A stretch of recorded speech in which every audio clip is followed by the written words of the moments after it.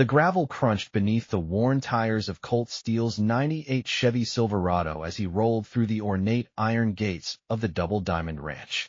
The contrast couldn't have been starker. His rust-spotted truck with its failing exhaust system limping past manicured hedges that probably cost more to maintain than he'd earned in the past 5 years combined. Colt killed the engine and sat for a moment, his calloused hands still gripping the steering wheel. Through the cracked windshield, he could see the circus that Harlan Thorne had orchestrated. Media vans with satellite dishes sprouted like metallic mushrooms across the pristine lawn. Men in $1,000 suits clustered around cocktail tables, their laughter carrying on the Wyoming wind. This wasn't about horsemanship. This was about spectacle. He pulled the creased hospital bill from his shirt pocket, unfolding it for what must have been the 100th time. The numbers hadn't changed.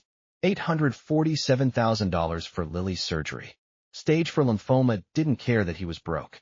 It didn't care that their parents had died in a rollover on Highway 26 when Lily was just 14, leaving Colt, barely 21 himself, to raise her. All that mattered was the number and the ticking clock. The prize money Harlan was offering, $500,000, wouldn't cover everything, but it was a start. Enough for the first round of treatment. Enough to buy time. Colt stepped out of the truck, his boots hitting the ground with the solid thud of a man who'd spent more time in saddles than in chairs. He was 32, but looked older, the Wyoming sun having etched lines around his gray-blue eyes. His face was the kind that forgot how to smile somewhere between his father's funeral and the bank foreclosing on their family ranch. He wore the same clothes he always did, faded Wranglers, a chambray shirt with pearl snaps, and a sweat-stained Stetson that had belonged to his grandfather. "You must be Steele." A portly man in a powder blue suit approached, extending a hand heavy with gold rings.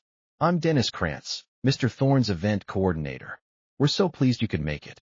The press is going to love this. Local boy tries to tame the untamable. Very romantic." Colt shook the man's hand briefly, saying nothing. He'd learned long ago that silence served him better than words. "Right, well." Krantz's smile faltered. "Mr. Thorne is just finishing up with the CBS affiliate. He'll want to meet you before the main event. In the meantime, would you like some refreshments? We have. I'd like to see the horse." Krantz blinked. "The horse? Yes, of course. Though I should warn you, Ghost is, well, you'll see." They walked past clusters of spectators who eyed Colt with a mixture of curiosity and pity. He heard the whispers. "That's him. Heard he's desperate. Give him 10 seconds before he's eating dirt." Colt kept his eyes forward, his jaw set. The holding pin came into view, and Colt's breath caught. The horse was magnificent and terrifying in equal measure. A black stallion, 17 hands if he was an inch, with a coat so dark it seemed to absorb light. But it was the eyes that held Colt's attention. They weren't the eyes of a wild horse, not exactly. There was intelligence there, yes, and rage, but beneath it all, Colt saw something else. Something he recognized because he'd seen it in his own mirror on the worst nights. Fear. The horse paced the perimeter of the reinforced steel pen, its hooves striking the ground like hammer blows. Its ears were pinned flat against its skull, and every muscle in its body was tensed for violence. A dozen people stood around the pen at what they clearly thought was a safe distance, their phones out, recording. "We found him running wild up in the Absarica Range," Krantz explained, his voice taking on the practiced cadence of a carnival barker. "Took 6 men and 2 helicopters to corner him. Lost 3 good ropes and nearly lost a wrangler in the process. Mr. Thorne named him Ghost because he seemed to appear and disappear like a phantom. Fitting, isn't it? A ghost that might just send you to meet some real ones." Colt approached the pen slowly, ignoring Krantz's continued commentary. He kept his hands visible, his movements deliberate. The horse's head swung toward him, nostrils flaring. "Easy," Colt murmured, though the word was more for himself than the animal. "Easy there." Ghost charged the fence, teeth bared, and the crowd gasped and scattered. Colt didn't flinch. He stood his ground, watching. The horse pulled up short just before impact, its front hooves striking the air inches from the steel bars. But Colt had seen it. The hesitation, the fraction of a second where the horse's eyes had widened, not with aggression but with something closer to panic. This wasn't a killer. This was a survivor. "Impressive, isn't it?" The voice came from behind him, smooth as aged bourbon and twice as expensive.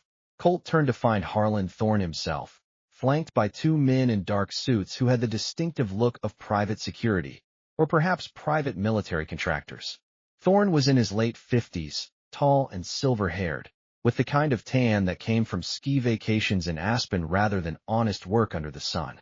He wore jeans that probably cost more than Colt's truck and a white dress shirt with the sleeves rolled up in a calculated display of casual authority. "Mr. Steele." Thorne extended his hand. "Thank you for accepting my invitation." Colt shook it, noting the firmness of the grip, the appraising look in the older man's eyes. This was a man used to sizing people up, finding their weaknesses, exploiting them. "It's not an invitation when money's involved," Colt said quietly. "It's a transaction." Thorne's smile widened. "Direct. I like that. You're right, of course. This is business. I have a problem. An expensive horse that's proven impossible to break using conventional methods. You have a reputation, Mr. Steele. They say you have your grandfather's gift with horses. They say you can gentle anything with four legs. They say a lot of things. Indeed they do. But I'm a betting man, Mr. Steele, and I'm willing to bet $500,000 that you can succeed where others have failed. All you have to do is stay on Ghost's back for 8 seconds in front of these witnesses, and the money is yours. Of course, if you fail." Thorne gestured toward a table where papers were laid out. "You'll need to sign these liability waivers. My lawyers insist. Ghost has put 2 men in the hospital already. I wouldn't want your sister to lose her brother along with her health." Colt's jaw tightened. "You did your research." "I always do. It's how I built this." Thorne swept his arm to encompass the sprawling ranch. "By knowing exactly who I'm dealing with and what leverage I have. You need the money. I need the spectacle. It's a win-win, assuming you survive. And if I don't ride him? If I try to gentle him the right way, the slow way?" Thorne's expression hardened. "Then you get nothing. 8 seconds, Mr. Steele. That's the deal. The cameras want drama, and I intend to give it to them. You have 30 minutes to prepare. I suggest you make peace with whatever God you believe in." As Thorne walked away, Colt turned back to the pen. Ghost had retreated to the far corner, his dark eyes still fixed on the gathered humans. The horse's flanks were heaving, foam flecking its mouth. This close, Colt could see scars beneath the midnight coat, old rope burns, perhaps, or worse. "They hurt you," Colt whispered. "I know what that feels like." A woman's voice cut through his thoughts. "He's going to get you killed, you know." Colt turned to find a young woman standing a few feet away. She was maybe 25, with dark hair pulled back in a practical ponytail and eyes that held their father's calculating intelligence, but with something else beneath it. Conscience, perhaps. She wore riding boots and jeans, no designer labels in sight. "Juliet Thorne," she said, extending her hand. "The prodigal daughter, home from law school to watch my father's latest circus." "Your father seems to enjoy a crowd." "My father enjoys power," Juliet corrected. "The crowd is just proof of it. Look, Mr. Steele, I'm not supposed to be telling you this, but that horse, there's something wrong. Ghost was fine when they first brought him in. Spirited, sure, but not like this. Not violent. Something changed." "What are you saying?" Juliet glanced over her shoulder, lowering her voice. "I'm saying my father didn't get where he is by playing fair. And I'm saying that if I were you, I'd watch my back out there. Not just for the horse's hooves." Before Colt could respond, she was gone, melting back into the crowd of spectators. The next 30 minutes passed in a blur. Colt signed the waivers without reading them. What did it matter? He was dead without the money anyway, whether from Ghost's hooves or from watching Lily fade away in a hospital bed. He declined the protective gear they offered, a padded vest, a helmet, knowing that weight and restriction would only slow him down. Instead, he sat on the hood of his truck, away from the cameras and the chatter, and did what his grandfather had taught him. He breathed. He centered himself. He thought about the horse, about what he'd seen in those dark eyes. Fear and intelligence. A dangerous combination. When Krantz came to fetch him, the sun was beginning its descent toward the mountains, painting the sky in shades of orange and purple. The crowd had swelled to nearly 200 people, with camera crews positioned at multiple angles around the pen. Colt walked to the gate, his heart steady despite the gravity of what he was about to do. The crowd fell silent. Even the wind seemed to hold its breath. Harlan Thorne stood at a microphone, his voice amplified across the ranch. "Ladies and gentlemen, Thank you for joining us this evening for what promises to be an unforgettable display of courage, or perhaps foolishness.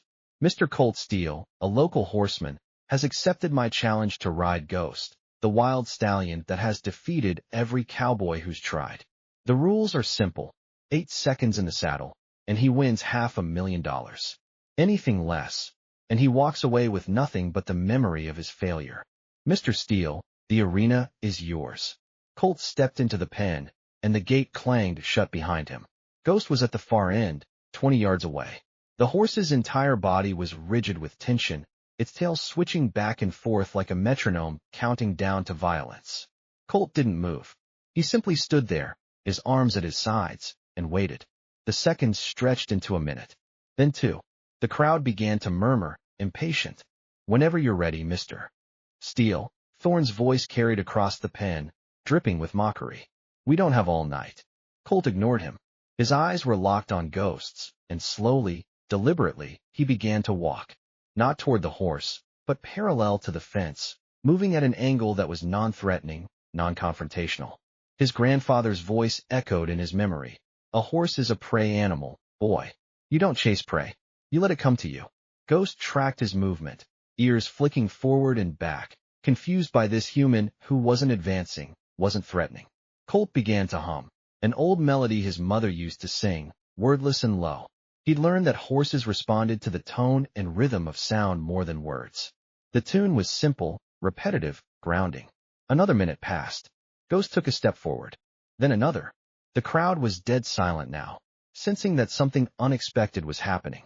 Colt kept walking his slow circle, humming, never making direct eye contact, but always aware of where the horse was.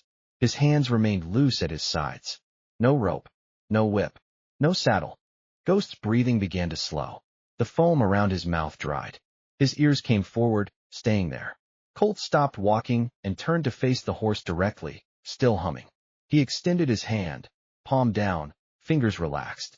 Ghost's nostrils flared, taking in his scent. The horse's eyes, those intelligent, frightened eyes, studied him with an intensity that was almost human. "I'm not here to hurt you," Colt whispered, his voice barely audible even to himself.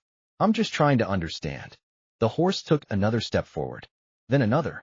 They were 10 feet apart, then 5. Colt could see his own reflection in those dark eyes. Could see the scars more clearly now, not just rope burns, but what looked like electrical burns, small and precise. His hand was inches from the horse's muzzle when it happened. A high-pitched whine, almost beyond the range of human hearing, pierced the air. Ghost's eyes went wide, and the horse exploded into motion. It reared, screaming, its hooves slashing the air where Colt's head had been a heartbeat before. Colt dove to the side, rolling in the dirt as Ghost came down and wheeled, bucking and kicking with wild abandon. The crowd shrieked. Cameras zoomed in. But Colt had seen it. The fraction of a second before Ghost lost control, the horse's eyes had darted to the left, toward a section of fence where one of Thorne's security men stood with his hand in his pocket. "Stop!" Colt shouted, but his voice was lost in the chaos. Ghost charged him, and this time there was nowhere to go. Colt braced himself for impact, for the crushing weight of 1,000 pounds of terrified animal. The horse stopped. Just stopped. Its hooves were inches from Colt's chest, its hot breath washing over his face. And in that frozen moment, Colt saw it again, the plea in those dark eyes. The horse wasn't trying to kill him. The horse was trying to warn him. "Time." Harlan Thorne's voice cut through the moment. "Get him out of there before that animal turns him into hamburger." The gate swung open, and hands grabbed Colt's arms, dragging him backward. Ghost reared again, but this time Colt saw it clearly. The horse was performing for the crowd, giving them what they expected, while its eyes remained fixed on Colt with an expression that could almost be called apologetic. Colt's ribs were screaming where he'd hit the ground, but his mind was racing. He let them pull him from the pen, let the crowd surge around him with their questions and their cameras. But his eyes never left Ghost, who stood in the center of the arena now, sides heaving, looking back at him. Harlan Thorne appeared at his side, concern etched on his face for the cameras. "Mr. Steele, are you injured? Do you need medical attention?" Colt straightened, wincing. "I need another shot at him." The crowd erupted in astonishment.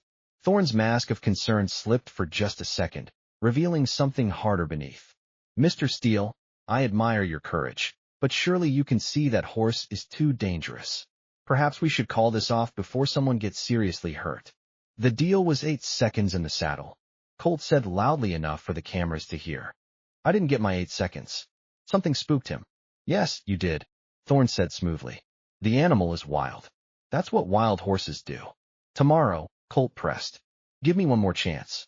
Tomorrow morning, before the crowds, before the cameras. Just me and the horse. Thorne's eyes narrowed, calculating. But before he could respond, Juliet's voice rang out from the crowd. That's only fair, Father. Mr. Steele didn't get a legitimate attempt. You can't expect him to succeed when Ghost is clearly agitated by all these people and lights. The crowd murmured agreement. Thorne's jaw tightened, but he was trapped by his own spectacle, by the image he'd cultivated of being a fair and honorable man. Very well, he said through a smile that didn't reach his eyes. Tomorrow at dawn. Just you, Mr. Steele, and Ghost. No second chances after that. As the crowd began to disperse, Colt walked back to his truck. His ribs were definitely bruised, possibly cracked, but the pain was secondary to the questions burning in his mind. He pulled open the door and was about to climb in when something caught his eye. There, in the dirt near the fence, was a small metallic object. Colt knelt, his ribs protesting, and picked it up. It was a dart, no bigger than his thumbnail, with 2 prongs that would deliver an electrical charge. The kind of thing used to train aggressive dogs. Looking for this? A gravelly voice asked. Colt turned to find a man in his 60s leaning against the fence, chewing tobacco. He wore the weathered clothes of someone who actually worked for a living. A working cowboy, not the costume-wearing variety at Thorne's party. His face was lined like a topographical map, and one eye was clouded with cataracts. You are Red O'Malley. I'm the ranch foreman. Been working for the Thornes since before Harlan was born, back when this place was a real ranch instead of a theme park for rich assholes. Red spat tobacco juice. Found that dart in the pen yesterday after Ghost went crazy and threw the last rider. Didn't think much of it at the time. Figured maybe it came from the animal control folks when they brought him in. But then I saw Eddie, one of Thorne's security boys, fiddling with something that looked an awful lot like a dog training remote. Why are you telling me this? Red's good I fixed on him. Because I remember your granddaddy. Tom Steele was the best horseman I ever knew, and he taught me something important. Horses don't lie. They react. They respond. If Ghost is acting like that, something's making him act that way. And because... He hesitated, then pulled a photograph from his pocket. This was Ghost 3 weeks ago, right after they brought him in. Colt studied the photo. It showed the same black stallion, but the difference was stark. In this picture, Ghost's ears were forward, his posture relaxed. Red was standing next to him, one hand resting easily on the horse's neck. The horse looked curious, even gentle. What happened? Thorne happened. He saw a wild horse and saw a story he could sell. Man versus nature. Untamable beast. Good for business. Good for his image. But a curious, friendly horse doesn't make for good television, does it? So Ghost got a little encouragement to live up to his reputation. Colt pocketed the dart. If you know all this, why haven't you said anything? Red's jaw worked. Because I owe Thorne money. A lot of money. Gambling debts from when I was younger and stupider. He bought them up, holds them over my head. I speak up, I lose everything. My job, my pension, probably my freedom. I'm a coward, Mr. Steele. But you remind me of your granddaddy. And maybe you're not. Before Colt could respond, Red was gone, limping back toward the barns. Colt sat in his truck as the sun set, turning the sky blood red. His phone buzzed, a text from the hospital. Lily's fever is back. Doctor says we need to move up the timeline for surgery. 3 weeks, maybe less. 3 weeks. Not enough time to save money any other way. Not enough time for anything except this. He looked back at the holding pen, where Ghost stood alone in the gathering darkness. The horse's head was up, ears swiveling, alert to every sound. Tomorrow, Colt promised the horse, though it couldn't hear him. Tomorrow we both get our freedom. He drove to the hospital, his ribs aching with every bump in the road. Lily was asleep when he arrived, her face pale against the white pillows, dark circles under her eyes that made her look decades older than her 24 years. The 4-line in her arm was a stark reminder of how fragile life had become. He sat beside her bed and took her hand, careful not to wake her. I'm going to fix this, Lil, he whispered. I promise you. One more day. Her fingers twitched in his grasp, and her eyes fluttered open. Colt. Hey, kiddo. How you feeling? Like I got kicked by a horse. Her smile was weak. How'd it go today? About like you'd expect. Horse tried to kill me. I didn't die, and I got to do it again tomorrow. That's my big brother. Always the optimist. She coughed, and he could hear the fluid in her lungs. Colt, if this doesn't work out, it will. But if it doesn't, I need you to know something. You did enough. You've been taking care of me since Mom and Dad died. You gave up everything for me. So if you need to walk away from this, from Thorn and his crazy horse, I won't hold it against you. Colt squeezed her hand gently. I'm not walking away. Steels don't quit. Steels also don't have to be martyrs. Go back to sleep, Lil. Dream about something better than this place. He stayed until visiting hours ended, then drove to a cheap motel on the outskirts of town.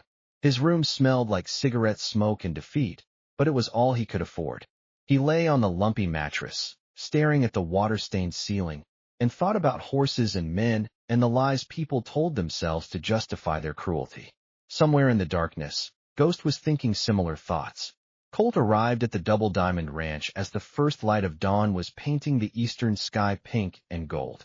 The parking lot was empty except for a few staff vehicles, and the silence was almost eerie after yesterday's circus atmosphere. True to his word, Harlan Thorne was waiting by the pen, along with Juliet and a single camera operator. Red O'Malley stood off to one side, his arms crossed, his expression unreadable. Mr. Steele, Thorne greeted him with false warmth. Ready to try again? Ready as I'll ever be. Before we begin, I want to make something clear. Thorne's smile hardened. This is your final attempt. Succeed or fail. After this, the deal is off the table. I have buyers interested in Ghost, private collectors who don't care if he's writable or not. They just want to own something wild and beautiful. So this is your last chance at the money. Colt nodded, his eyes moving past Thorne to the pen where Ghost stood in the pre-dawn shadows. The horse looked calmer this morning, away from the crowds and the noise, but there was still that underlying tension in every line of its body. I don't need a saddle, Colt said. Just me and the horse. That's not the agreement, Thorne protested. The 8 seconds needs to be. On his back, Colt interrupted. You didn't say anything about a saddle in your contract. Just 8 seconds staying on. Check your paperwork. Juliet stepped forward, pulling out her phone. He's right, Father. The contract says remain mounted for a duration of 8 seconds. Nothing about tack. Thorne's nostrils flared, but he was trapped again by his own words. Fine. Bareback it is. Though I doubt it will matter. That horse will throw you either way. Colt stepped toward the gate, then paused and turned back. One more thing. I want everyone at least 50 yards from the pen. No remotes, no devices, no interference. Just clear space. Are you accusing me of something, Mr. Steele? Thorne's voice was dangerously soft. I'm asking for fair conditions. If Ghost throws me under those circumstances, you win honestly. But if there's any chance someone's been influencing the horse's behavior, I want that eliminated. For a long moment, the two men locked eyes. Finally, Thorne waved his hand dismissively. Fine. Everyone back. Let the man have his moment of glory before Ghost breaks his neck. The camera operator retreated, as did Juliet and Red. But Colt noticed that one of Thorne's security men, Eddie, if Red's information was correct, remained close, his hand conspicuously in his jacket pocket. Him too, Colt said, pointing. Eddie is here for your safety, Mr. Steele. In case the horse. Then he can provide safety from 50 yards away, just as well. Thorne's jaw clenched, but he nodded. Eddie glared at Colt, but retreated with the others. Colt entered the pen alone. The sun was just breaking over the mountains now, sending long shadows across the dirt. Ghost stood in the center of the arena, his dark coat gleaming like polished obsidian in the golden light. Just you and me now, Colt said softly, moving in that same non-threatening arc he'd used yesterday. No tricks. No games. Let's see who you really are. He began to hum again, that same tuneless melody. Ghost's ears swiveled toward him but didn't pin back. Colt kept his movements slow, predictable. He wasn't trying to approach the horse directly. He was simply sharing space, being present without being threatening. Minutes passed. Colt could feel Thorne's impatience radiating from the fence line, but he ignored it. This wasn't about Thorn's timeline. This was about the conversation between man and horse, a language older than words. Ghost took a step toward him, then another. The horse's nostrils flared, taking in his scent, processing it. Colt stopped moving and stood still, his hands loose at his sides. I see you, he whispered. I see what they did to you. And I'm sorry. The horse circled him once, slowly, like a shark assessing prey. But there was no aggression in the movement, only curiosity. Colt remained motionless, hardly breathing. Ghost completed the circle and stopped directly in front of him, close enough that Colt could feel the heat radiating from the animal's body.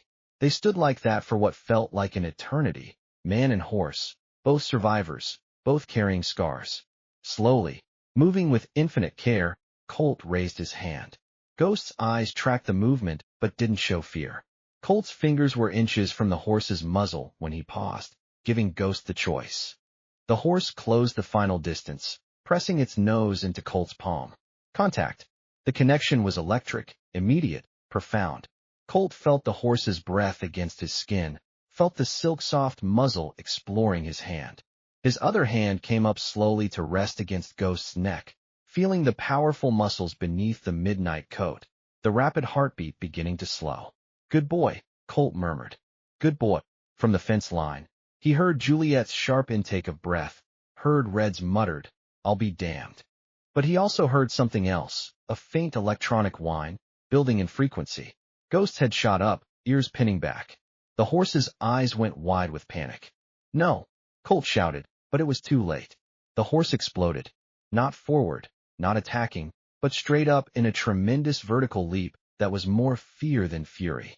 Colt saw it happening as if in slow motion, saw Ghost's trajectory, saw where those hooves would come down, saw his own death written in the arithmetic of physics and fear. He threw himself backward, hitting the ground hard enough to drive the air from his lungs. Ghost came down inches from where he'd been standing, then wheeled and bucked, kicking out at invisible enemies. Colt scrambled to his feet, his ribs screaming. But instead of retreating to safety, he did something that made everyone watching gasp in shock. He ran toward the horse. Ghost. Here. He waved his arms, making himself the focus. The horse's wild eyes found him, and for a split second, Colt saw recognition there, saw the horse fighting its own panic, trying to understand why this human wasn't running away. The whining stopped as abruptly as it had started. Ghost skidded to a halt, sides heaving, foam flying from its mouth. Colt stood his ground, arms still raised, making himself as big and visible as possible. I know it wasn't you, he said, loud enough for everyone to hear. I know. He turned to face Harlan Thorne, fury replacing the adrenaline. What frequency is that remote on, Thorne? Ultrasonic? Something dogs and horses can hear, but humans can't. I don't know what you're talking about. But Thorne's face had gone pale. Eddie. Colt pointed at the security guard. Check his pockets. You have no authority here, Mr. Steele, Thorne said coldly. This is my property, and you. Father. Juliet's voice cut through the tension like a knife. She was staring at her phone, her face a mask of shock and disgust. Father, I've been recording everything. The audio analysis app on my phone just picked up 3 separate bursts of ultrasonic frequency in the past 5 minutes. The last one coinciding exactly with when Ghost panicked. Juliet, you don't understand the complexities. I understand fraud, she said, her voice shaking with anger. I understand animal cruelty. And I understand that I just watched you try to get a man killed for entertainment. A new voice joined the conversation, deep, authoritative, and carrying the weight of law behind it. I'd be very interested to see that recording, Miss Thorne. Everyone turned to see a tall man in his 50s approaching from the parking lot. He wore jeans, a button-down shirt, and a badge clipped to his belt. His weathered face and steady eyes marked him as someone who'd seen too much to be easily fooled. Sam Boone. The man introduced himself, extending his hand to Colt. Private investigator, formerly with the Wyoming State Police. I was hired to look into some of Mr. Thorne's business practices for a different client, but when I heard about this horse situation, my curiosity got the better of me. Been parked on that ridge since before dawn with a parabolic microphone and a very nice camera. Recorded everything. Thorne's face had gone from pale to red.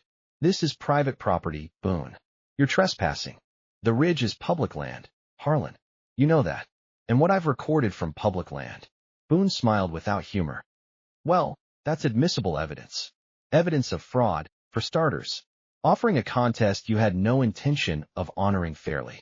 Then there's the animal cruelty charges, using electronic devices to torture an animal. That's a felony in Wyoming as of 2024. And let's not forget attempted assault. You tried to have that horse crush Mr. Steele. I've got it all on video. Eddie tried to bolt. He made it 3 steps before Red O'Malley stuck out a boot, sending the security guard sprawling in the dirt. Red planted a knee in Eddie's back and pulled the remote from his jacket pocket, a small black device no bigger than a car key fob. Been wondering where this was, Red said, tossing it to Boone. Thorne gave it to Eddie 2 weeks ago. Said it was for managing Ghost. I didn't know what that meant until now. You're fired, Red, Thorne snarled. You can't fire me, Harlan. I quit.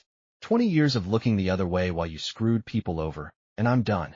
Red stood, dusting off his jeans. I'll testify. About this, about the land deals, about the water rights you stole from the Johnsons. All of it.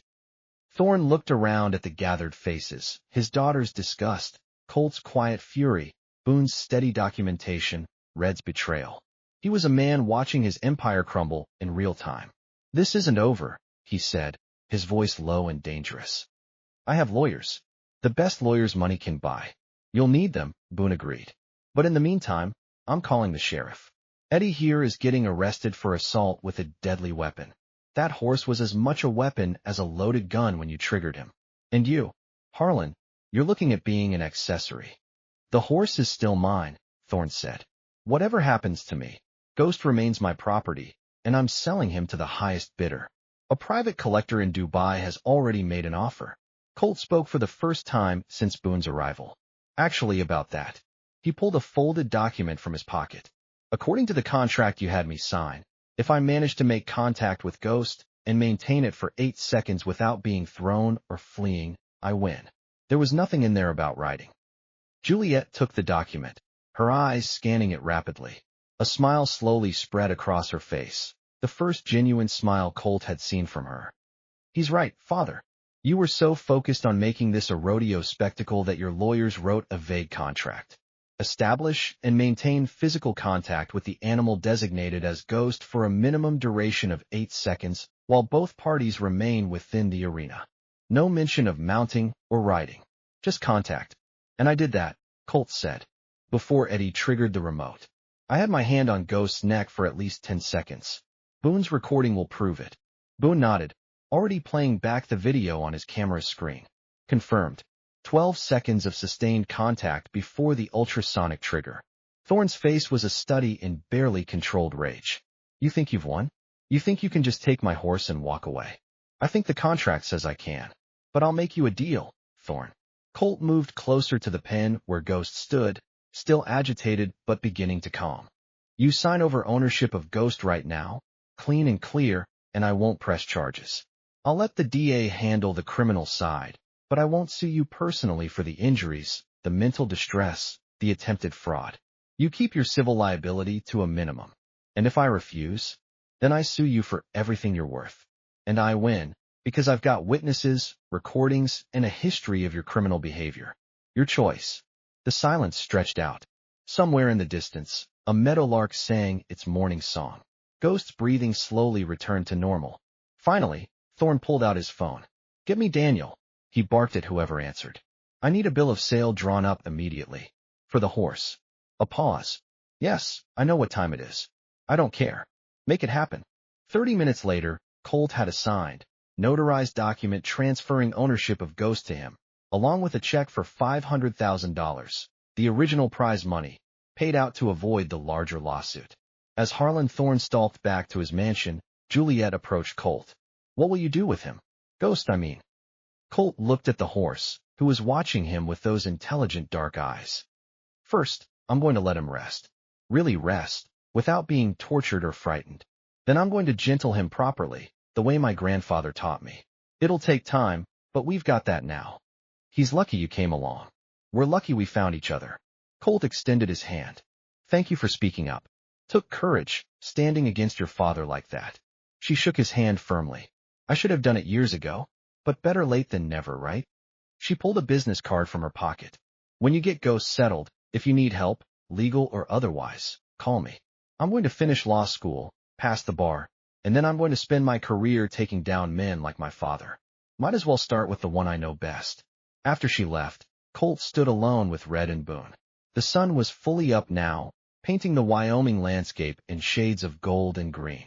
Your granddaddy would be proud, Red said gruffly. Tom always said the measure of a man wasn't in how he handled victory, but in how he handled injustice. You handled it right. I had help. We all need help sometimes. Speaking of which, I'm unemployed as of about an hour ago. You're going to need someone to help you with that horse. Someone who knows his way around a ranch. Colt smiled, the first real smile that had crossed his face in months. Can't pay much. Don't need much. Just a chance to do honest work for an honest man. You're hired. Boone cleared his throat. I should mention that I'll need you to testify when this goes to trial. Thorne's lawyers are going to fight this tooth and nail. I'll be there. Good man. Boone shook his hand. Oh, and Steele? That horse, you've got something special there. Ghost isn't just smart. He's loyal. The way he stopped himself from hurting you, even when he was terrified. That's not training. That's choice. That horse chose you. After Boone left to meet with the sheriff, Colt and Red set about the work of preparing to move Ghost. They'd need to find a temporary stable, somewhere quiet where the horse could decompress. Red knew a place about 20 miles north, a small ranch owned by a widow who rented out her stables. But first, Colt needed to do one thing. He entered the pen alone, moving with that same careful deliberation. Ghost watched him approach, ears forward, tension clear in every line of the animal's body. The morning's events had shaken both of them. I know trust is earned, not given, Colt said softly as he drew near. And I know you've got every reason not to trust humans. But I'm asking you to try. Just try. Because I promise you, Ghost, nobody's going to hurt you again. Not while I'm breathing. He extended his hand, palm up. Waited. Ghost took a step forward. Then another. The horse's muzzle touched his palm, breath warm and sweet with grass scent. Colt's other hand came up, and this time when he touched the horse's neck, he felt something shift. Not fear. Not tension. Something like acceptance. We're going to figure this out together, he whispered. You and me. We're both survivors. We're both fighters. And we're both done being anyone's victims. Ghost's head lowered, and the horse's forehead rested gently against Colt's chest. A gesture of trust so profound it brought unexpected tears to Colt's eyes. They stood like that for a long moment, man and horse, both finding in each other something they'd thought was lost forever. Hope. The widow Harrison's ranch was everything the Double Diamond wasn't, small, practical, and honest. The stables were old but well-maintained. The fencing was strong without being ostentatious, and the 70-acre property was surrounded by nothing but open Wyoming grassland and big sky. Martha Harrison herself was a woman in her late 60s with steel-gray hair pulled back in a bun and eyes that had seen enough of life to judge character at a glance. She looked at Colt, then at Red, then at the horse trailer they'd borrowed, and simply nodded. Heard about what happened at Thorne's place, she said, her voice carrying the dry rasp of a lifetime smoker who'd quit too late. Figure you're looking for somewhere quiet. Yes, ma'am. Just temporary, until I can find something permanent. Permanent costs money. How much you got? Colt hesitated. The $500,000 check was in his pocket, but most of it was earmarked for Lily's treatment. Not much right now, but I can work. I'm good with horses, and Red here knows his way around anything that needs fixing. Martha studied them for a long moment, then turned her attention to the trailer. That the horse Thorne was torturing? Yes, ma'am. Then he stays free. No charge. I won't profit off another man's cruelty. She spat into the dirt. Harlan Thorne bought up my husband's water rights 15 years ago for a fraction of what they were worth. Put pressure on the banks, called in favors, squeezed us until we had no choice but to sell. My Jack died thinking he'd failed me. He hadn't. Thorne failed at being human. So your horse stays free, and if you want to work off some of your conscience, there's fence needs mending on the South 40. Thank you, Mrs. Harrison. Call me Martha. And don't thank me yet. That horse looks like he's been through hell. Getting him back to right won't be easy. She was right, of course. Those first few days were a careful dance of patience and setbacks.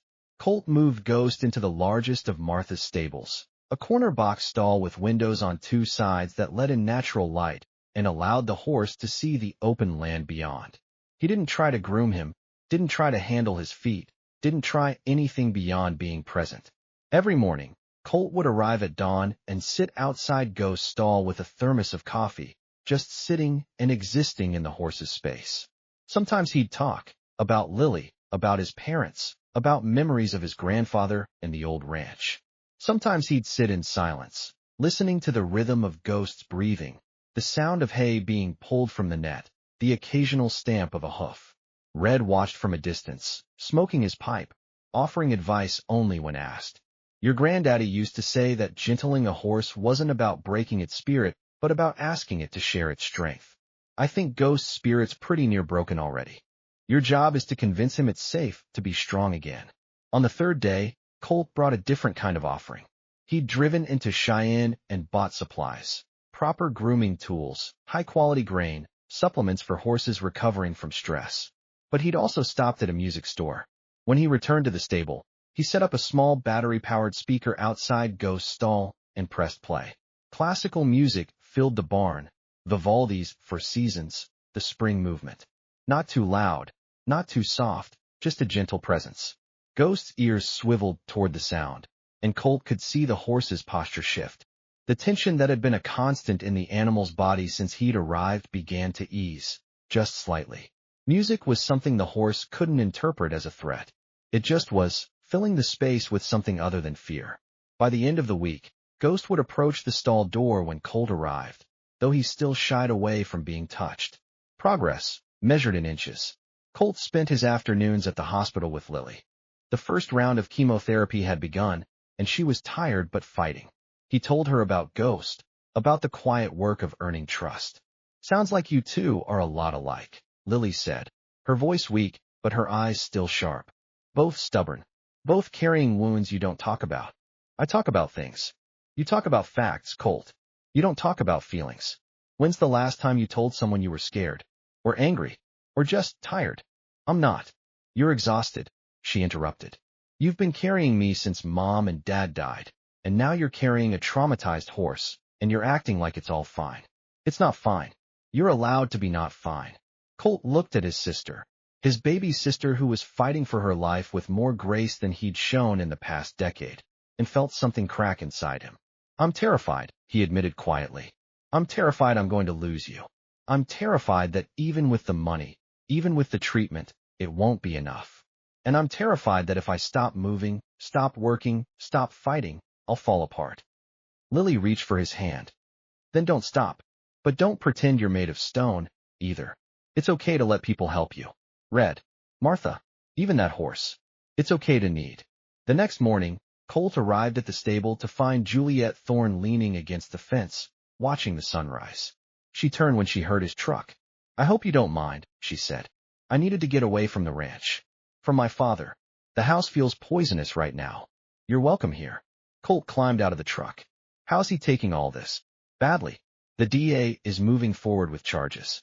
Animal cruelty, fraud, conspiracy to commit assault. My father's lawyers are scrambling, but the evidence is pretty damning. He's probably going to do time. How do you feel about that? Juliet was quiet for a moment, staring out at the grassland. Relieved mostly. Guilty for feeling relieved. But mostly relieved.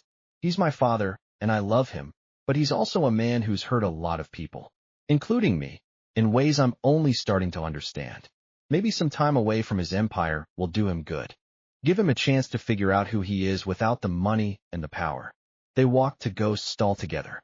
The horse was standing by the window, his dark coat gleaming in the morning light. When he saw Colt, his ears came forward, a small gesture, but significant. He's beautiful, Juliet whispered. I've seen him a dozen times, but every time, it hits me again. How can something so beautiful come from something so ugly? He's not ugly, Colt said. He's just been hurt. There's a difference. Over the next week, Colt began the slow process of actual physical contact. He'd enter the stall, never directly approaching Ghost, but simply occupying the same space. He'd brush the hay, check the water, clean the floor, all while humming that tuneless melody.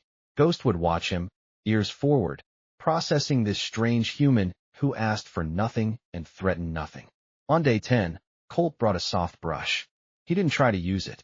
He just set it on the ground in the middle of the stall and went about his normal routine. Ghost investigated it that night. Colt found hoof prints in the dirt around where he'd left it, and the brush had been moved. On day 12, Colt picked up the brush and began to clean his own boots with it, sitting in the corner of the stall. Ghost watched with what could only be described as curiosity. On day 14, Ghost approached him. Colt was sitting in his usual corner, brush in hand, when he felt the warm breath on his neck. He froze, not moving a muscle. Ghost's muzzle touched his shoulder, then his arm, then his hand. Very slowly, Colt turned his palm up. Ghost sniffed the brush, then gently took it in his teeth and dropped it in Colt's lap. "You want me to use it?" Colt asked softly. Ghost didn't move away. Colt stood up slowly, brush in hand. "Okay, but you tell me if you want me to stop." "Deal." He raised the brush toward Ghost's shoulder, moving with glacial slowness. The horse's skin twitched, but didn't pull away. The brush made contact, and Colt began with long, slow strokes. Ghost's eyes half closed. A soft sigh escaped the horse's nostrils. They stood like that for 20 minutes, Colt brushing the coat that had been neglected and abused, finding more scars, more evidence of cruelty. Each scar was a story, each mark a memory. But with each stroke of the brush, Colt was writing a new story, one of patience, respect, and healing. When he finally stopped, his arms aching from the careful, controlled movements, Ghost did something that made Colt's throat tighten with emotion. The horse rested his head over Colt's shoulder, a gesture of complete trust. "I got you, buddy," Colt whispered, his hand coming up to stroke the powerful neck. "I got you." Red found them like that an hour later and simply smiled. He'd seen enough in his life to know when something significant had happened, and he knew better than to interrupt it. But not everyone was content to leave Colt and Ghost in peace. On day 16, as Colt was working with Ghost in the round pen, not asking for anything more than the horse's willingness to move around him, to acknowledge his presence, a convoy of black SUVs pulled up the long drive to Martha's ranch. Colt's hand instinctively moved to the rifle he kept in his truck, but he stopped when he saw who climbed out of the lead vehicle. It was Harlan Thorne, but not the Harlan Thorne he'd seen before. This man looked diminished, older. His expensive suit hung slightly loose, as if he'd lost weight. His silver hair was disheveled, but his eyes still held that calculating intelligence. Behind him were his lawyers, 3 of them, carrying briefcases. "Mr. Steele," Thorne called across the yard. "I'd like to talk." "Nothing to talk about. Ghost's mine. Legally. I'm not here about Ghost." Thorne moved closer, but Colt noticed that the man kept a respectful distance. "I'm here about something else. A proposal. Not interested. Hear me out. Please." The please seemed to cost him something. "The DA has made it clear that I'm facing serious charges.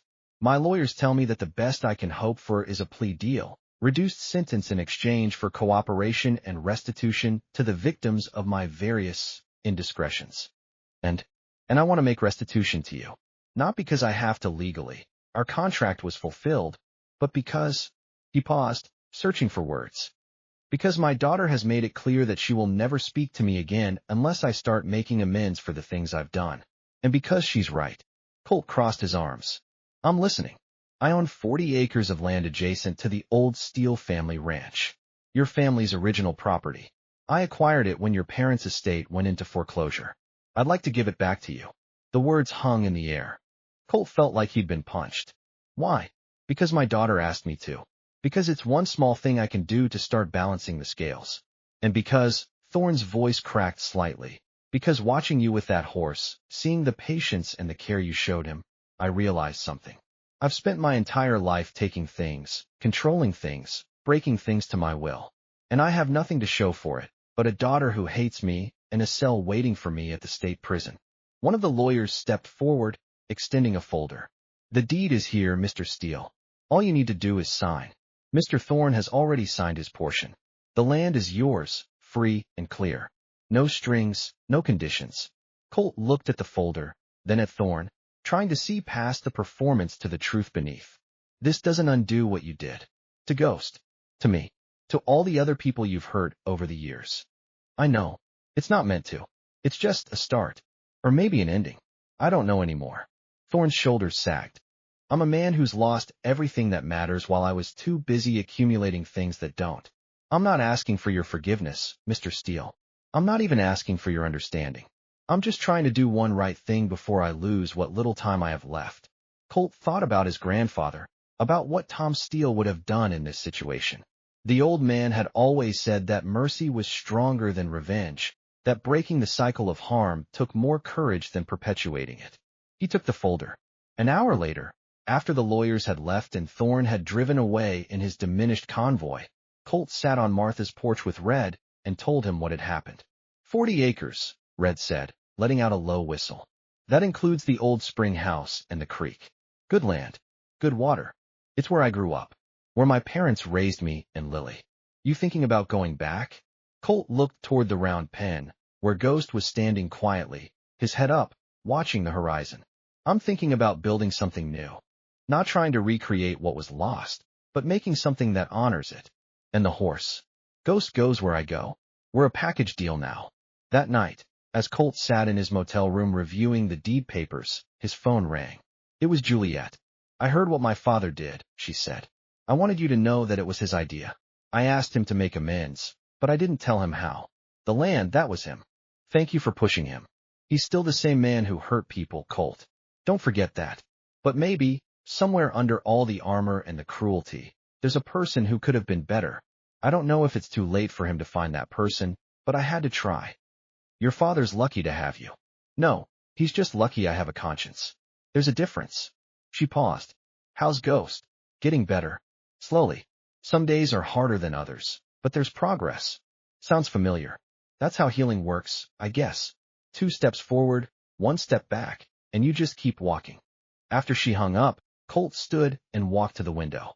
The Wyoming night was alive with stars, thousands of them scattered across the black velvet sky like diamonds on a jeweler's cloth. He thought about Ghost, about trust earned inch by painful inch, about his grandfather's hands, weathered and strong, teaching him to read a horse's eyes, about Lily, fighting her own battle with the same stubborn determination that ran in their family's blood, about second chances and new beginnings. Tomorrow, he would visit the old family land with Ghost, would see if the horse felt the same rightness about the place that Colt felt, would start planning how to build not a ranch empire but a sanctuary, a place where horses and people who'd been broken could learn to be whole again. But tonight, he just stood at the window and let himself feel something he hadn't allowed in years. Gratitude. 3 months passed like water over river stones, steady, persistent, reshaping everything they touched.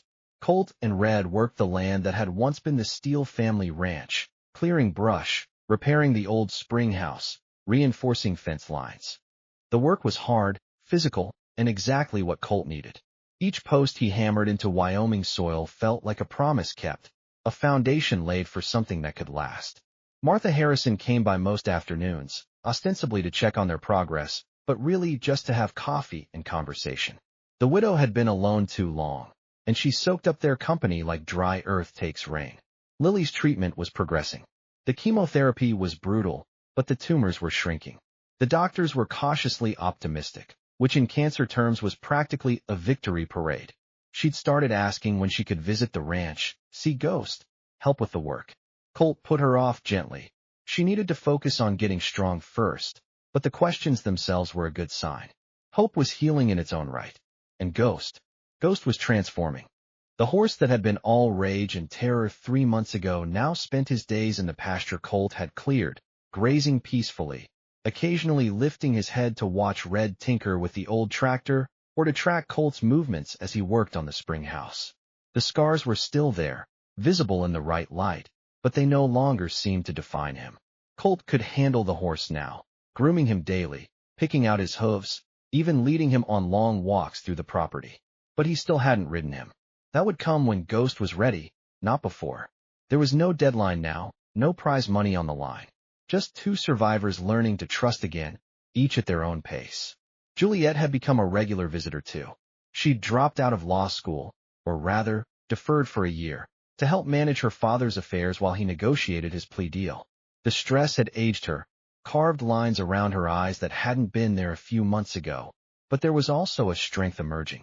The spoiled princess that Colt had first met was gone, replaced by someone who'd looked at her family's legacy and chosen to try to repair rather than inherit.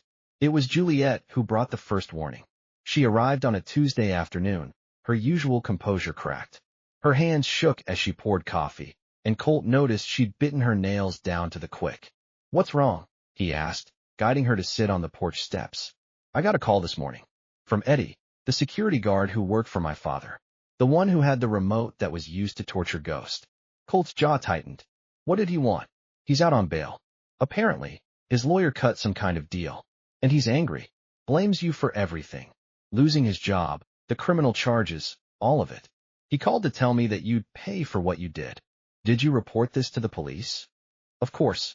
But they said until he makes a direct threat or takes action, there's nothing they can do. He's not supposed to come within 500 yards of you or Ghost as part of his bail conditions. But..." She looked at Colt with worried eyes. "I don't think Eddie cares about bail conditions anymore." He sounded desperate and angry. Red, who'd been listening from the doorway, spat tobacco juice. "Man sounds like a rattlesnake ready to strike. We should be prepared." "Prepared how?" Colt asked. "Eddie wasn't just security," Red said. "He was ex-military. Private military contractor before Thorne hired him. Which means he's got training and he's got connections. Men like that, when they feel cornered, they don't think rational. They think tactical. You're saying he might come after Ghost?" "I'm saying he might come after everything you care about. The horse is valuable. You embarrassed him. And desperate men do desperate things." Colt thought about this. "We should move Ghost. Take him somewhere Eddie won't think to look. Or we set a trap," Red countered. "We know he's coming. We know what he wants. We use that. I'm not risking Ghost's safety to catch one angry man." "Then we do both. We move Ghost to a safe location, maybe Martha's place again. And we set up here with cameras and motion sensors. If Eddie comes sniffing around, we'll know. And we'll have evidence to get his bail revoked." It was a solid plan. Too solid to ignore. That evening, they moved Ghost back to Martha Harrison's ranch under cover of darkness. The horse loaded easily into the trailer now, trusting Colt's guidance. Martha was waiting with the stable ready, her shotgun leaning against the porch rail. "Anyone comes looking for trouble on my land," she said, "they'll find more than they bargained for." Colt believed her. Back at the Steele property, Red set up a network of trail cameras and motion-activated lights. They took shifts sleeping, one of them always awake, always watching. Colt kept his grandfather's Winchester loaded and close. He'd never shot at a person in his life, but he'd defend what was his if pushed. 3 days passed in tense watchfulness. Nothing happened. Colt began to wonder if Eddie's phone call had been just angry words, the impotent rage of a man watching his life fall apart. Then, on the 4th night, the motion sensors triggered. Colt was dozing on the couch when Red shook him awake. "We got movement. East fence line. 3 vehicles." Colt was on his feet instantly, grabbing the rifle. Through the window, he could see headlights cutting through the darkness, coming up the old access road that led to the back pasture. 3 vehicles, Colt repeated. "That's not just Eddie." "No, it's not." Red's face was grim. "I recognize one of those rigs. That's Jake Morrison's F-250. Jake worked security for Thorne too. If he's here, means Eddie brought friends. Call the sheriff." "Already did. They're 30 minutes out. We need to hold them off until then." The vehicles stopped at the fence line. Doors opened, and figures emerged. Colt counted 6 men, all carrying rifles or shotguns. They cut the fence with practiced efficiency and spread out, moving toward the buildings in a tactical formation that confirmed Red's assessment. These weren't angry cowboys. These were trained operators. But they were here for Ghost, and Ghost wasn't here. Colt and Red positioned themselves in the spring house. The old stone building offered good cover and clear sight lines to the approach. Colt chambered around, his heart hammering against his ribs. "Remember," Red whispered, "we're not trying to be heroes. We just need to hold them off until the sheriff arrives." The first man reached the barn and kicked in the door. Colt could hear shouting, the sound of stalled doors being thrown open. Confusion in the voices. They'd expected to find the horse. Eddie emerged from the barn, and even at this distance, Colt could see the fury in his body language. He barked orders, and the men spread out, searching the other buildings. One of them approached the spring house. "That's far enough," Colt called out, his voice carrying across the yard. "You're trespassing on private property. Leave now, or I'm well within my rights to defend it." The man stopped, raising his rifle. Where's the horse, Steel? Safe. Far from here. Whatever you're planning, it's not going to work. Eddie's voice cut through the night. You cost me everything, you son of a bitch. My job, my freedom, my reputation. That horse is worth $2 million on the black market. We take him, sell him overseas, and we all get paid. You get nothing but the satisfaction of knowing you ruined us all. The sheriff's on his way, Red shouted. You boys should clear out while you still can. 30 minutes, Eddie shouted back. We got time. And we got information you don't. We know Ghost isn't here. But we also know where Martha Harrison lives. And we know Juliet Thorne has been spending a lot of time at her place. Colt's blood ran cold. Juliet. They were going after Juliet. Red, he whispered urgently, call Martha. Tell her they're coming. Red was already dialing, but the call went to voicemail. He tried again. Same result. Line might be cut, Red said. Or she's asleep and can't hear the phone. Colt made a decision. He stood up, rifle lowered but ready. You want me? Here I am. Leave Martha and Juliet out of this. Eddie laughed, a harsh, bitter sound. You think this is about you? This is about money. That horse is our ticket out of the hole you put us in. And if we have to go through Martha Harrison and Harlan Thorne's little princess to get to him, that's just a bonus. Two of the men were already heading back to their vehicles. Eddie was sending them to Martha's place. Colt couldn't let that happen. He sprinted from the spring house, rifle in hand, running for his truck. Red was right behind him, shouting, but Colt didn't slow down. He threw himself into the driver's seat, gunned the engine, and tore out of the yard, gravel flying. Behind him, he heard gunfire, warning shots, probably trying to stop him. But Colt was already on the main road, pushing the old Silverado as fast as it would go. Martha's place was 15 miles away. The men in their newer, faster vehicles would get there first. Colt's phone rang, Juliet's number. He answered on speaker. Colt. Her voice was tight with fear. There are men outside. 3 of them. They're demanding we turn over Ghost. Martha's got her shotgun, but stay inside. Lock the doors. I'm coming. They're trying to force the front door. Colt, I think they're. The line went dead. Colt pressed the accelerator to the floor. The old truck shuddered, its engine screaming, but it gave him everything it had. Red was on the phone with the sheriff, redirecting them to Martha's address, but Colt knew the math. The police wouldn't make it in time. He would have to be enough. Martha Harrison's ranch appeared in his headlights. 2 vehicles were parked in the yard, doors open. The front door of the house was splintered, hanging off its hinges. Colt killed the engine and rolled out of the truck in one smooth motion, rifle up. He could hear voices inside the house, male voices, aggressive, demanding. Then a shotgun blast shattered the night. Colt moved. He hit the porch at a run, burst through the broken door, and took in the scene in a fraction of a second. Martha was in the corner, her shotgun smoking. One of the men was on the floor, clutching his shoulder and screaming. The other 2 had their weapons trained on her, but they hadn't fired yet, probably trying to decide if killing a 70-year-old woman was worth adding murder to their growing list of charges. Juliet was behind Martha, her face pale, but her eyes fierce. And in the doorway to the stable, backlit by the barn lights, stood Ghost. The horse must have broken out of his stall when he heard the commotion. He stood there like some ancient god of war, massive, powerful, his dark coat gleaming, his eyes reflecting the light with an almost supernatural intensity. Don't move, Colt said quietly, his rifle centered on the nearest man. Drop your weapons. The man laughed nervously. You're outnumbered, cowboy. Eddie's got 3 more men on the way. You can't. Ghost charged. Not at Colt. Not at the women. At the armed men threatening them. 1,700 pounds of muscle and rage and protective fury came through that doorway like a locomotive. The men scattered, but Ghost was faster. His front hooves caught one man in the chest, sending him flying into the wall. The other tried to run, but Ghost wheeled and kicked out with devastating accuracy. The man's leg buckled with a sickening crack, and he went down hard. In 5 seconds, it was over. Colt kept his rifle trained on the men. All 3 now injured and no longer a threat. Martha stepped forward and kicked away their weapons with her boot. Good horse, she said calmly, as if having a stallion defend her house was just another Tuesday evening. Ghost trotted over to Colt, sides heaving, and pressed his head against Colt's chest. Colt's free hand came up to stroke the powerful neck. Yeah, buddy. Good horse. Sirens wailed in the distance, growing closer.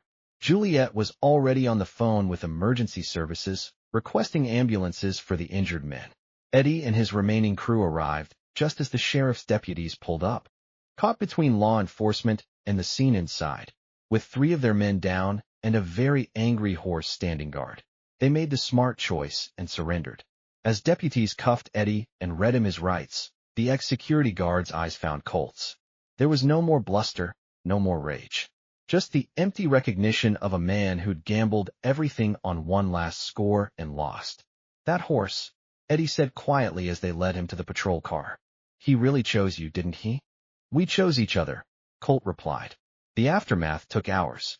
Statements were given, evidence photographed, charges filed.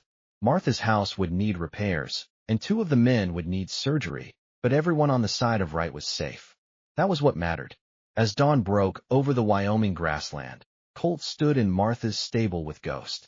The horse was calm now, the adrenaline faded, just a tired animal who'd done what came naturally, protected his herd. You saved them, Colt whispered. You saved all of us. Ghost's response was to rest his head over Colt's shoulder again, that gesture of complete trust that still took Colt's breath away every time. Red appeared in the stable doorway, 2 cups of coffee in hand. Sheriff wants you to know that Eddie's bail has been revoked. He's going away for a long time. Assault, breaking and entering, conspiracy, parole violation. They're throwing the book at him. Good. Also, Sam Boone showed up. Said he's been tracking Eddie and his crew for weeks, building a case. Tonight's fiasco was just the evidence he needed to tie them to a whole network of horse theft and black market sales. You didn't just save Ghost and the women. You broke up a major criminal operation. Colt sipped his coffee, saying nothing. He didn't feel like a hero. He felt exhausted. There's something else, Red continued. Harlan Thorne called. He's at the county courthouse, finalizing his plea deal. He asked me to tell you something. What? He said. Thank you for protecting my daughter. And tell Mr. Steele that Ghost made the right choice. Then he hung up. Colt processed this. Somewhere in a courthouse, a broken man was facing the consequences of his choices, but he'd taken a moment to acknowledge the one thing he'd done right, raising a daughter brave enough to stand up to him. You heading back to your place? Red asked. Eventually. First, I'm going to stay here for a while. Make sure Martha and Juliet are okay. Help with the repairs. And Ghost? Colt looked at the horse. He stays where I stay. That's how this works now. Red smiled. Your granddaddy would be proud, you know. Not just of how you handled the horse, but of how you handled everything. The violence, the threats, the corruption. You could have met it all with more violence. Instead, you just kept doing the right thing. That takes a special kind of strength. After Red left, Colt sat in the stable with Ghost, watching the sun rise through the open door. The horse dozed beside him, one hind leg cocked in relaxation, completely at peace. This was what healing looked like, Colt realized. Not some grand transformation, not a dramatic moment of triumph, but small choices made every day to choose trust over fear, patience over force, connection over isolation. Ghost had chosen him, but Colt had chosen Ghost right back. And in that mutual choice, they'd both found something they thought was lost forever. They'd found home. The weeks following the attack settled into a rhythm that felt less like recovery and more like metamorphosis. Martha's house was repaired, the broken door replaced with something sturdier, deadbolts installed. The physical damage was easy to fix. The other kind took longer. Juliet stayed on at Martha's ranch, ostensibly to help with repairs, but really because the Double Diamond felt like a mausoleum now, full of her father's ghosts and the weight of everything he'd done. She threw herself into physical work, learning from Red how to mend fences, from Martha how to can vegetables from the garden, from Colt how to read a horse's body language. I spent 4 years in law school, she told Colt one afternoon as they worked side by side, learning how to manipulate language and find loopholes. Out here, there are no loopholes. A fence is either strong or it's not. A horse either trusts you or it doesn't. It's honest work. I'd forgotten what that felt like. Harlan Thorne's plea deal went through. 3 years in minimum security federal prison, with credit for time served, followed by 5 years of probation. The empire he'd built was being systematically dismantled, assets sold to pay restitution to his victims, properties returned, water rights transferred back to their rightful owners. The Double Diamond Ranch itself was on the market, the asking price astronomical even in its diminished state. Part of me wants to buy it, Juliet confessed one evening as they sat on Martha's porch, watching Ghost graze in the twilight. Keep it in the family. Try to do better with it than he did. What's stopping you? Colt asked. I don't know if I can carry that weight. Every time I'd look at those gates, I'd see what my father did, who he hurt. I don't know if I'm strong enough to transform that. You stood up to him. You chose right over easy. That takes strength. Or maybe just the luxury of being young and naive enough to believe in right and wrong. She pulled her knees to her chest. I testified against him, at his sentencing hearing. The prosecutor asked me if I had anything to say, and I stood up in that courtroom and told the judge exactly what kind of man my father is. I don't even know what tense to use anymore. What did you say? I said that he was brilliant and charming and utterly ruthless. That he'd taught me to ride a horse and balance a checkbook and how to win at any cost. And that the last lesson was the one I had to unlearn before it destroyed me. She wiped at her eyes. He wouldn't look at me. The whole time I was talking, he just stared at the table. And when I finished, he whispered something to his lawyer. You know what it was? Colt waited. She's right. Juliet laughed, but there was no humor in it. 2 words. That's all he could manage. She's right. Ghost had wandered closer during this conversation, drawn by the emotion in Juliet's voice. The horse approached her carefully, lowered his head, and blew softly into her hair. Juliet reached up, her hand finding the velvet muzzle, and something in her expression cracked open. He understands, doesn't he? She whispered. About being hurt by the people who were supposed to protect you. He understands survival, Colt said. And he understands that some scars don't show. Over the following weeks, Colt noticed changes in Ghost that went beyond the physical healing. The horse had always been intelligent, but now that intelligence was being directed outward rather than inward. Ghost had become protective of the small herd that had formed at Martha's ranch, 2 retired quarter horses that Martha kept for companionship and a rescue mare that Juliet had bought on impulse from an auction. When the horses were turned out together, Ghost positioned himself as sentinel, always between his herd and any potential threat. Colt watched him do this and understood. Ghost had found his purpose. He was no longer just surviving. He was protecting. You ready to try?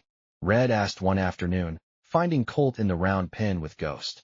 Try what? Riding him. It's been 5 months since you got him. He trusts you. You trust him. The question isn't whether he can carry you. The question is whether you're ready to let him. Colt had been thinking about this for weeks. The truth was, he was nervous. Not because he thought Ghost would hurt him. That fear had long since evaporated. He was nervous because riding Ghost would change things. It would be the final step in their journey together, the moment where survivor became partner. Not yet, Colt said. Soon, but not yet. Red nodded, understanding. Some things couldn't be rushed.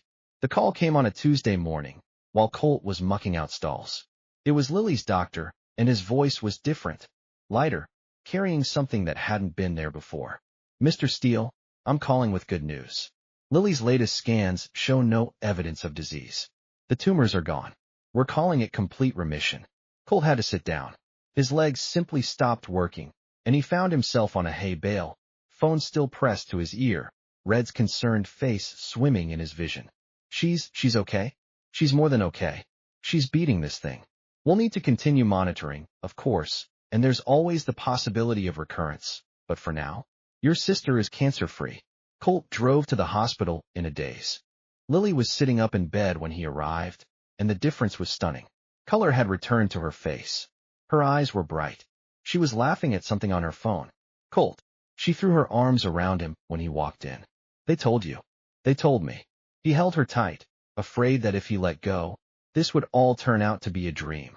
Lil, you did it. You beat it. We did it, she corrected. You and me and the doctors and that stubborn determination that runs in our family. And Ghost, in a way. If you hadn't won that money, if you hadn't had the courage to face Thorne and his psychotic horse in the first place. Ghost isn't psychotic. No, he's a hero. Just like his owner. She pulled back to look at him. When can I meet him? When can I come see the ranch? Soon. Doctor says you need another week or 2 to build your strength back up, but then you can come stay. We've got plenty of room now. That night, Colt sat on the porch of the old Steel Ranch, his ranch now, legally and emotionally, and let himself feel the full weight of everything that had happened. 6 months ago, he'd been a desperate man with no options and a dying sister. Now he had land, he had friends, he had purpose, and Lily was going to live. He thought about his parents, killed too young by a moment of bad luck on a rain-slicked highway. He thought about his grandfather, who'd taught him that the best way to honor the dead was to live well. He thought about all the times he'd wanted to give up, to surrender to the crushing weight of circumstance. And he thought about Ghost, who'd survived his own hell and come through the other side, still capable of trust. Thank you, Colt whispered to the stars, to his parents, to whatever force in the universe had gotten him through. Thank you. The next morning, Colt made a decision. He led Ghost to the round pen and stood in the center, looking at the horse he'd gentled over months of patient work. Ghost looked back, ears forward, completely relaxed. I think we're ready, Colt said. What do you think? Ghost walked over and pressed his forehead against Colt's chest. Their gesture, their language. Colt mounted from a fence rail, moving slowly, giving Ghost every chance to object. The horse stood still as stone. Colt settled onto the broad back, his legs finding their seat, his hands resting gently on Ghost's neck. For a long moment, neither of them moved.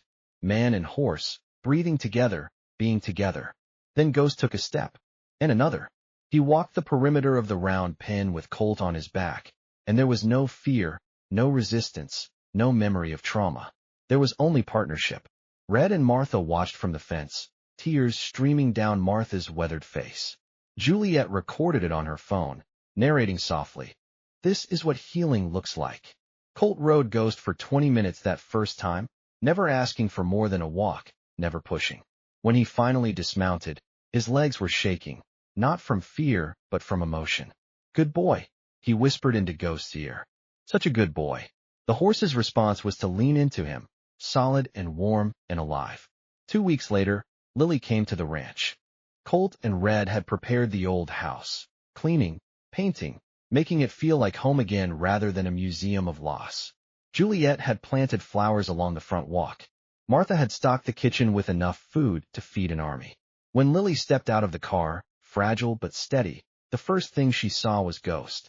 The horse was standing in the pasture, his dark coat gleaming in the afternoon sun, the wind playing with his mane. He lifted his head and looked directly at her, and Lily gasped. Colt, he's magnificent. Come meet him. They walked to the fence together, Lily's hand on Colt's arm for support.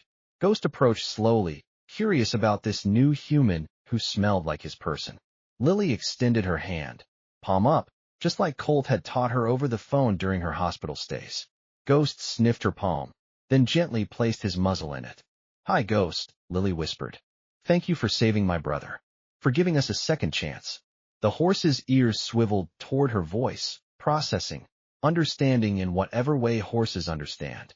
Then he did something that made everyone watching catch their breath. He lowered his head and rested it against Lily's shoulder, the same gesture of trust he'd given Colt that first night in the stable.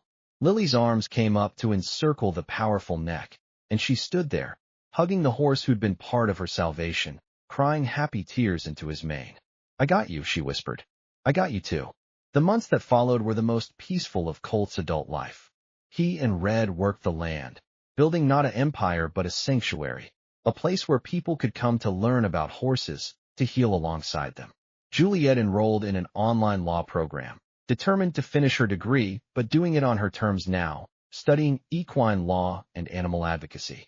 Martha's health began to fail that winter, not dramatically, just the slow fade of a body that had lived hard and long. She spent her days in a chair on the porch, wrapped in blankets, watching the horses graze. Promise me something, she told Colt one afternoon in early December. Anything. When I'm gone, this place. She gestured to her ranch. I'm leaving it to you. To you and Red and Juliet. It's in my will. I want you to combine it with your property. Make it all one sanctuary. Call it. She paused, thinking. Call it the Second Chance Ranch. For horses and people who need one. Martha. Don't argue with a dying woman, Colt Steele. I've lived long enough to know what matters. Land doesn't matter. Buildings don't matter. What matters is what you do with them. And you'll do right. I know you will. Martha Harrison passed away peacefully in her sleep 3 weeks later, just after Christmas. The funeral was small but well attended. All the people whose lives she'd touched, whose fences she'd helped mend, whose troubles she'd listened to over countless cups of coffee. They buried her in the cemetery on the hill overlooking both properties, with a view of the mountains and the grassland and the horses grazing in the distance. Colt didn't cry at the funeral. He'd done his crying in private, sitting in Ghost's stall, the horse's presence a steady comfort. But as they lowered Martha's casket into the frozen ground, he felt Lily's hand slip into his on one side and Juliet's on the other, and he understood that some families were chosen, not born. The Second Chance Ranch opened in the spring, just as the wildflowers were beginning to carpet the grassland. Word spread quickly, a place where horses who'd been abused or neglected could find sanctuary, where people who'd been broken by life could find purpose in caring for animals who understood survival. Ghost became the unofficial ambassador. People would arrive, carrying their trauma and their pain, and they'd sit in the pasture while this massive black stallion, who'd every reason to hate humans, would approach them with curiosity and gentleness. Something about his presence, his visible scars, and his visible healing gave people permission to start their own recovery. Red became the ranch manager, his decades of experience finally being used for something good. Juliet passed the bar and opened a non-profit legal clinic on the property, offering free services to people fighting animal cruelty cases. And Lily, who'd beaten cancer and earned a second chance at life, became the sanctuary's education director, teaching kids about horses and responsibility and the kind of strength that doesn't come from domination but from connection. On a warm evening in June, Colt sat on the porch of the old steel ranch, now the heart of Second Chance Ranch, and watched the sun set over the Wyoming grassland. The land that had been in his family for 3 generations, lost and then reclaimed, was alive again with purpose. In the pasture, Ghost grazed peacefully alongside a dozen other horses, each with their own story of survival. The black stallion lifted his head, locating Colt with those intelligent dark eyes, and whinnied. A greeting, an acknowledgement, a conversation in a language deeper than words. Colt raised his hand in response, a small gesture that meant I see you. I'm here, we're okay. The horse returned to grazing, content. Lily came out onto the porch, 2 beers in hand. She'd gained weight. Her hair had grown back thick and dark, and the circles under her eyes were gone. She looked healthy. More than healthy, she looked alive. Thinking deep thoughts? She asked, handing him a beer. Just thinking about how different things are from a year ago. Better different, or worse different? Definitely better. Colt took a sip. You know what's funny? When I first saw Ghost in that pen at Thorne's place, I thought I was there to save him, to rescue him from abuse and give him a better life. But he saved me. He reminded me that survival isn't the same as living. That trust is stronger than fear. That some of the best things in life come from the hardest struggles. Lily leaned her head against his shoulder. He's a good horse. The best. They sat in comfortable silence, watching the day fade into twilight. Juliet emerged from the barn, covered in dust, leading a rescue mare that had arrived just that morning. Terrified, traumatized, barely halter-broken. Red was there too, his patient voice carrying across the yard as he talked the mare through her fear. And Ghost, sensing a new herd member in distress, moved closer to the fence, his presence a calm, steady reminder that recovery was possible. This was their life now. Not perfect, not easy, but honest and meaningful and good. Colt thought about Harlan Thorne, probably sitting in a prison cell somewhere, confronting the wreckage of choices made in the pursuit of power. He thought about Eddie and the other men who'd seen Ghost as nothing more than a commodity to be exploited. He thought about all the ways people tried to break things to their will, and how rarely it worked. But mostly he thought about Ghost, about a horse who'd been hurt and had every reason to become bitter, violent, irredeemable, but who'd chosen trust instead. Who'd chosen to protect rather than destroy. Who'd chosen, in his own way, to love. Colt. Lily's voice pulled him from his thoughts. Yeah. I'm proud of you. Mom and Dad would be proud too. You took the worst hand life could deal and played it into something beautiful. I had help. We all have help. The trick is being brave enough to accept it. She stood, stretching. I'm going to help Juliet with the new mare. You coming? In a minute. After she left, Colt walked down to the pasture. Ghost saw him coming and met him at the fence, their routine now as natural as breathing. Hey, buddy, Colt said, his hand finding that spot behind the horse's ears that made Ghost's eyes half close with pleasure. We did okay, didn't we? You and me. The horse leaned into the touch, his breath warm and sweet with grass. We're going to keep doing okay. We're going to take care of each other, take care of this place, give other horses and people the same second chance we got. That sound good to you? Ghost's answer was to rest his head over Colt's shoulder, that gesture of complete trust that still took Colt's breath away every single time. They stood like that as the stars began to appear in the darkening sky. Man and horse, both survivors, both healers, both proof that the hardest journeys can lead to the most profound destinations. Somewhere in the distance, a coyote howled. The horses in the pasture lifted their heads, alert but not alarmed. They were safe here. They were home. And Colt Steele, orphan and cowboy, brother and guardian, understood something his grandfather had tried to teach him years ago. Real strength isn't about never being broken. Real strength is about breaking and choosing to heal. About being hurt and choosing to trust. About falling and choosing to rise. Ghost had taught him that. And together, they would teach others. The Wyoming wind carried the scent of sage and wildflowers and possibility. Tomorrow there would be work, fences to mend, horses to gentle, wounds to heal. But tonight, there was just this, peace, purpose, and the quiet understanding that comes when you finally find your place in the world. Colt gave Ghost one final pat, then headed back toward the house where Lily and Juliet and Red were waiting, where the lights were warm and welcoming, where a family, chosen and earned, was gathering for dinner. Ghost watched him go, then returned to his herd, to the gentle work of grazing and protecting and simply being.